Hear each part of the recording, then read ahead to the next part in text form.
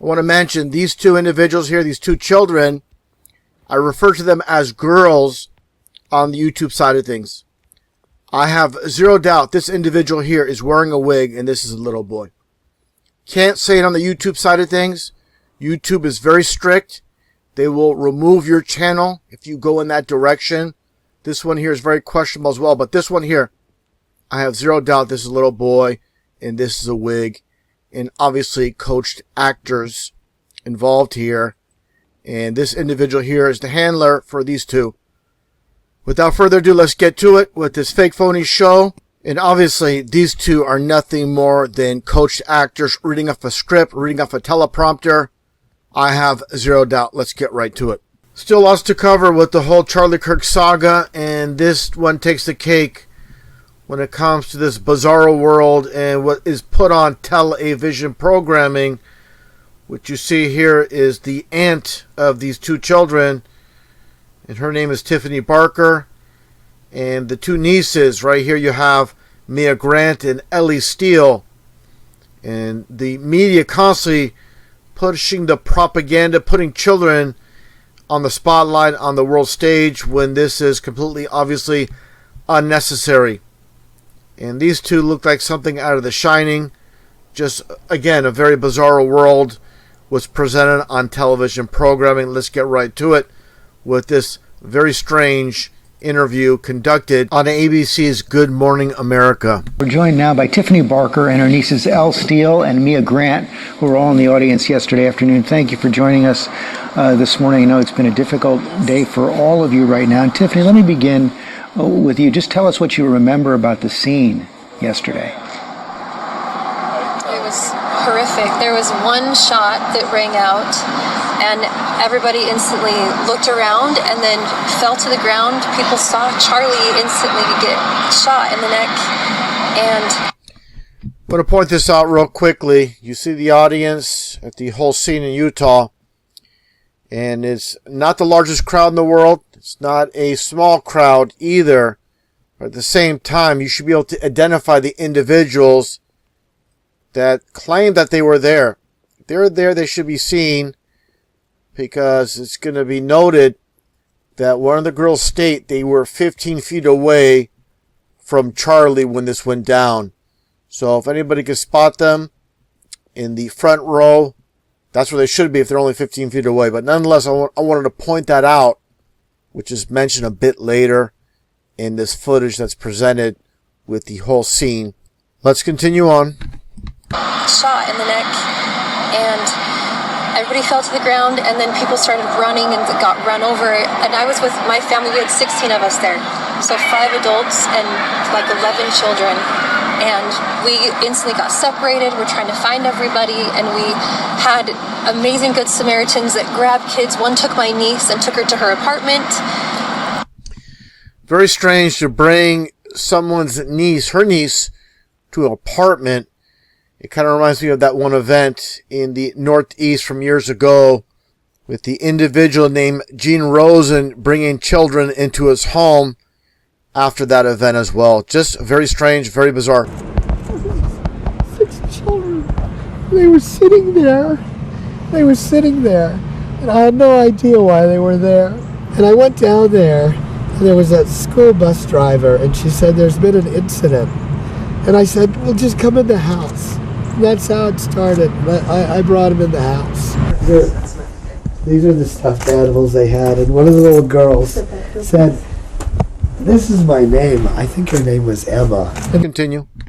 Somebody grabbed these two and my daughter and took them over to the tennis courts and stayed with them till I came.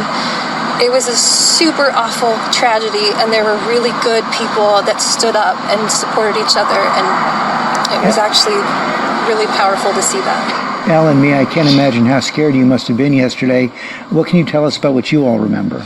Elle, you go first. So I remember hearing this thing. It was hard to know what it was, but then I saw it, and I saw blood everywhere, and it hit his artery, and then... Just very bizarre. This child talking about an artery being hit. I mean, how old is this child?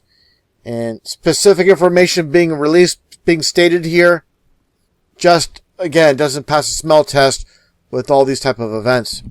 I fell to the ground. I covered my head with my hands, and then I just started saying a prayer, and then we all ran. So instead of running first, she stood there and had a prayer. Then after the prayer was completed, then she started running. Something seems very off with that. Let's continue on.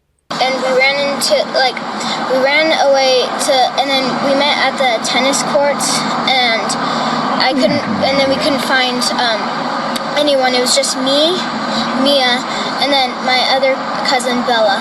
And then we were calling everyone. We didn't know what to do, and then we finally met up with them, and it was just so scary. Again, this well-spoken child, very young but very articulate for her age. And the names that are mentioned, Bella, like I've talked about so many times with the bell. Let me back up here momentarily. And again, looking at the name, it's pronounced L, but it's spelled like Ellie Steele. You flip over the E's, you get obviously your dual 33 in plain sight. The L's are 3s as well. I mean, literally, this is full of coded 33s in plain sight. And her name is pronounced L. I find that interesting when it comes to Hebrew. El is God, just like Bella or Bel means Lord or Master. And the tennis courts are constantly being mentioned during the interview itself, and as I demonstrated in my Novak Djokovic video, specifically with this logo, when you turn it backwards, flip it around, it looks like Sinner. So just another aspect of the law of reversal in play. Let's continue on here, moving forward to Mia Grant during this interview on, again, ABC News. And let's take a listen to what is said here with, again, Mia Grant as she speaks after Elle or Ellie. I'm sure, Mia.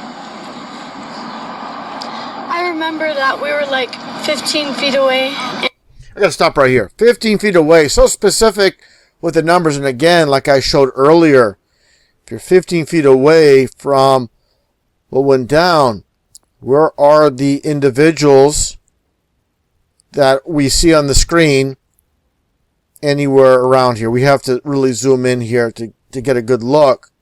But they would be in this vicinity around here. It's hard to tell, obviously. There's different angles, but again, to say, 15 feet away, that number 15 for a young child, just really bizarre how specific and how the whole interview goes. But we'll continue on here. Once again, let me back up just here a tad and get back to the start of this. Again, where she mentions the number 15. I've covered the number 15 before. On the runic wheel, it is the cross. I'm sure, Mia. I remember that we were like 15 feet away, and I thought like the shot was like a firecracker or something. It just didn't seem real.